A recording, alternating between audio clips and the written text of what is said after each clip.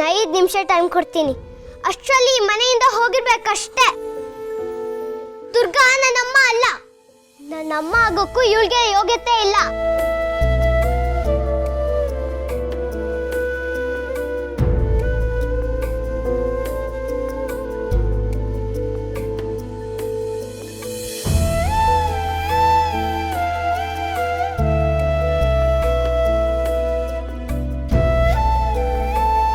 Durga, please ಅಳೋದು ನಿಲ್ಲಿಸು. ನೀನು ಈ ಥರ ಕಣ್ಣೀರು ಹಾಕೋದು ನನ್ನ ಕೈಲಿ ನೋಡೋದಕ್ಕಾಗಲ್ಲ.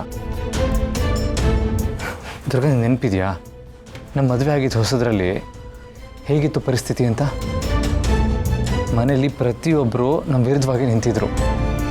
ಹಿತ ಕೂಡ ನಿನ್ನ ಒಪ್ಕೊಂಡಿರಲಿಲ್ಲ. ಈ ಮನೆಯವರು ನಿನ್ನ ಸೊಸೆಯಾಗಿ ಒಪ್ಕೊಳ್ಳೋದಕ್ಕೆ ರೆಡಿನೇ ಇರಲಿಲ್ಲ. ಆದರೆ ಫೈನಲಿ ಏನಾಯ್ತು ಹೇಳು? ನಿನ್ನ ಒಳ್ಳೆ ಗುಣ, ನಿಷ್ಕಲ್ಮಶ ಮನಸ್ಸಿಂದ ನೀನು ಎಲ್ಲರ ಮನಸ್ಸನ್ನು ಕರಗಿಸ್ದೆ. ಎಲ್ಲರೂ ನಿನ್ನ ಒಪ್ಕೊಂಡ್ರು. ಹಿತ ಕೂಡ ಅಂಬಿಕಾಗಿಂತ ಜಾಸ್ತಿ ನಿನ್ನ ಪ್ರೀತಿ ಮಾಡೋದಕ್ಕೆ ಶುರು ಮಾಡಿದ್ಲು. ಅದೇನೋ ನಿಜ ಬಾಸು. ಆದರೆ ಈಗ ಅದೇ ಪುಟ್ಟ ಮೇಡಮ್ ನನ್ನ ದ್ವೇಷಿಸ್ತಿದ್ದಾಳೆ. ನನಗಷ್ಟೊಂದು ಪ್ರೀತಿ ಕೊಟ್ಟವಳು ಇವಾಗ ಈ ರೀತಿ ನಡ್ಕೊಂಡ್ರೆ ನನ್ನಿಂದ ಇದನ್ನು ಸಹಿಸ್ಕೊಳಕ್ ಆಗ್ತಿಲ್ಲ ಬಾಸು.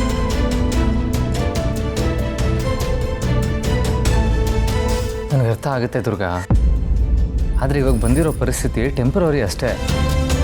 ನಿನಗೆ ಗೊತ್ತಲ್ವಾ ಹಿತಾಗೆ ಮೂಗು ತುದಿಲೆ ಕೋಪ ಅಂತ. ನೋಡು, ಅವಳು ಸರಿ ಹೋಗ್ತಾಳೆ. ಅವಳಿಗೆ ನಿನ್ನ ಮೇಲಿರೋ ಪ್ರೀತಿ ಎಲ್ಲೂ ಹೋಗಿಲ್ಲ. ಒಂದು ಸ್ವಲ್ಪ ಟೈಮ್ ಬೇಕು ಅಷ್ಟೇ, ಎಲ್ಲ ಸರಿ ಹೋಗುತ್ತೆ. ನಿಮ್ಮ ಮಾತು ಕೇಳ್ತಿದ್ರೆ ನಂಗೆ ಧೈರ್ಯ ಬರ್ತಿದೆ ಬಾಸು. ಆದರೆ ಎಲ್ಲೋ ಒಂದು ಕಡೆ ಭಯ ಕೂಡ ಆಗ್ತದೆ.